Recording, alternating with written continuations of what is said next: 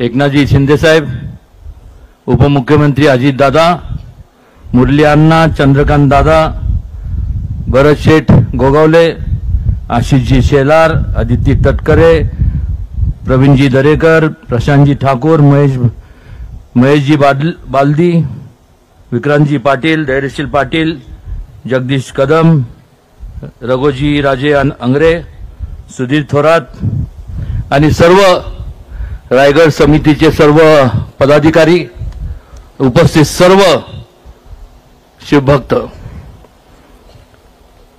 सर्वप्रथम या ठिकाणी आज एका थोर व्यक्तीला नतमस्तक होण्याकरता आपण या ठिकाणी उपस्थित राहिलोय। छत्रपती शिवाजी महाराजांनी त्या काळात एक विचार दिला होता, समतेचा दिला होता, सर्वधर्म समभावाचा दिला होता। एकमेव असा एक राजा होऊन गेला, एक व्यक्ती होऊन गेला, एक युगपुरुष होऊन गेला की ज्यांनी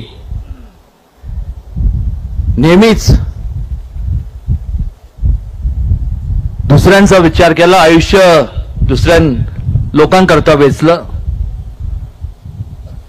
ह्या संपूर्ण विचार घेऊन स्वराज्याची स्थापना केली आणि आज आपण जी लोकशाही पाहतोय, ज्या लोकशाहीत आपण वावरतोय, त्या काळात जो त्यांनी विचार दिला होता की लोकांचा सहभाग हा राज्य कारभारात असला पाहिजे आणि म्हणूनच आज जी लोकशाही आपण पाहतोय त्याचा मूळ पाया जर कोणी रचला असेल तर छत्रपती शिवाजी महाराजांनी। पण मात्र अनेकदा आपण पाहतो, म्हणण्यापेक्षा अलीकडच्या काळात त्यात वाढ झालेली पाहायला मिळते। ज्या छत्रपती शिवाजी महाराजांनी स्वतःचं आयुष्यातला प्रत्येक क्षण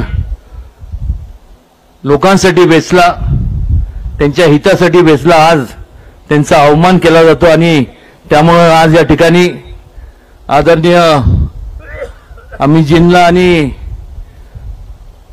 देवेंद्रजींना मी सगळ्या महाराष्ट्राच्या वतीने, देशाच्या वतीने, सर्व शिवभक्ताच्या वतीने एक 4-5च मागण्या करणार आहे। पहिली मागणी म्हणजे की महाराजांच्या बाबतीत, महाजिजाऊंच्या बाबतीत आणि संभाजी महाराजांच्या बाबतीत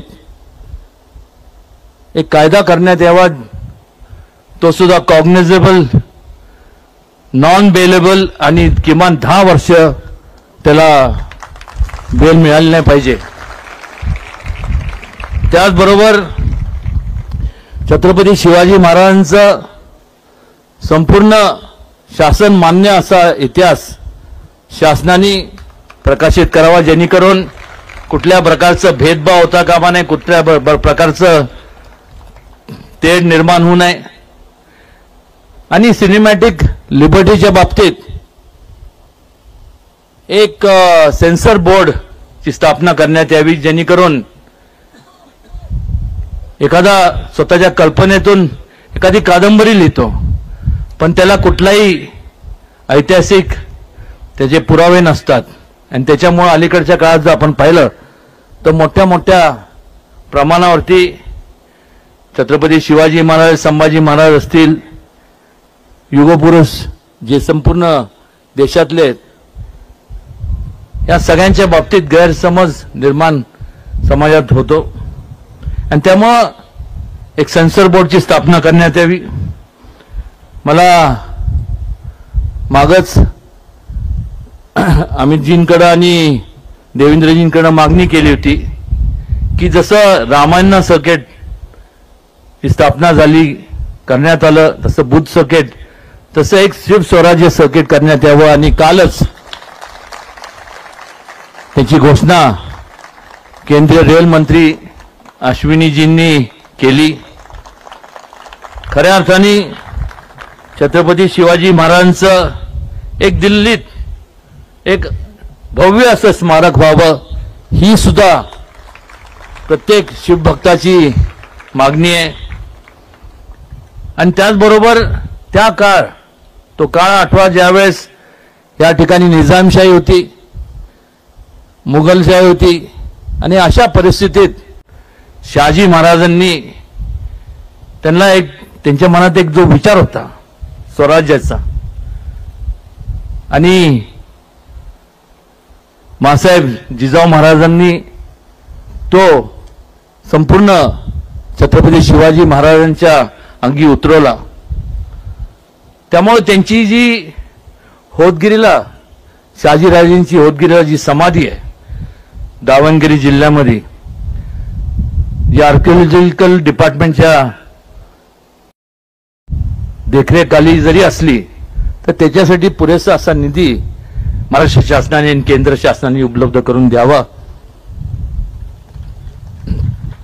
त्याचबरोबर आदरणीय मोदीजींच्या हस्ते अरबी समुद्रात छत्रपती शिवाजी महाराजांच्या स्मारकाचं भूमिपूजन झालं.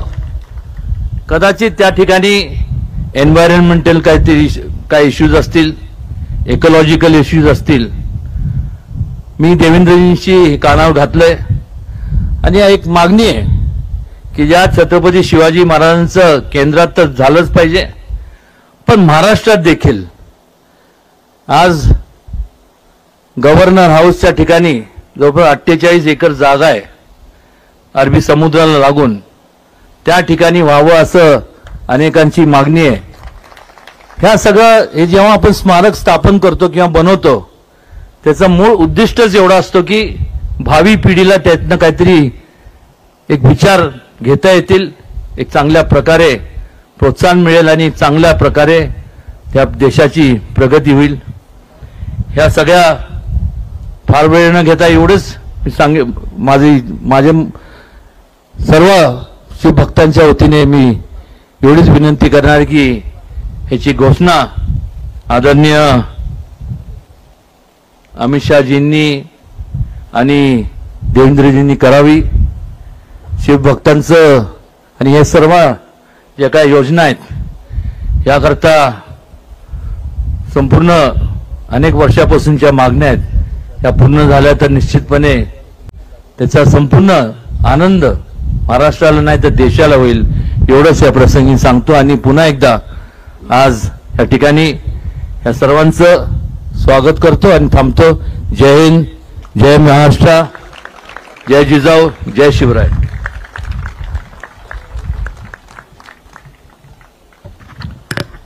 माननीय उदयनजी, आपले मनापासून धन्यवाद.